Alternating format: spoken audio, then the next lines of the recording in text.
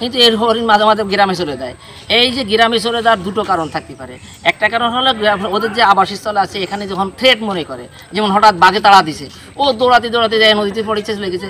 সম্ভবত এই আজকে যে হরিণ দুটো উদ্ধার করলাম, এই হরিণ দুটো এই আমাদের এই মানে বড় এই নদীটা 2.5 কিলোমিটার চওড়া, এরপরে সে পাড়ি দিয়ে কিন্তু গ্রামে চলে গেছিলো।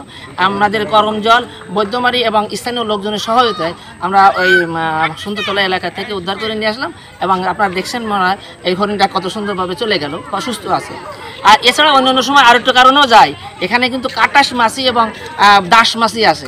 এরা যখন আক্রমণ করে তখন অত্যাচার ওরা অনেক সময় চলে যায়। তবে এই মুহূর্তের জন্য তেমন কিছু নাই। এই যে হরিণ দুটো গেছে, দুটোর সম্ভবত মানে আমার 100% ধারণা যে এই বাঘের তাড়া খেয়ে ওরা ওইভাবে চলে গেছে। তো আমরা এলাকার লোকজন অনেক সচেতন হয়ে গেছে। এক সময় দেখা যেত এইসব হরিণগুলো কেউ কেউ লুকায় রাখার জন্য চেষ্টা করতো, কিন্তু এখন অনেক সচেতন এলাকার সবাই মোটামুটি চেষ্টা করে এবং সেইভাবে উদ্ধার করে আনে আমাদের এখানে অবমুক্ত করা হয়েছে। আমরা চেষ্টা করি যে বন্যপ্রাণী যার যার অবস্থানে এবং যার যার এলাকায় সেই অবস্থান করে থাকুক। আমরা আপনাদের সবাই সহযোগিতা চাই এবং বন্যপ্রাণী থাকলেই ভবিষ্যৎ প্রজন্মে কিছু টিকে থাকতে পারবে।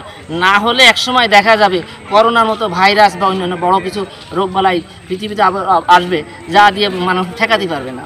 সুতরাং আমরা বন্যপ্রাণীকে সংরক্ষণ করি, এ ব্যাপারে সবাই সহযোগিতা চাই।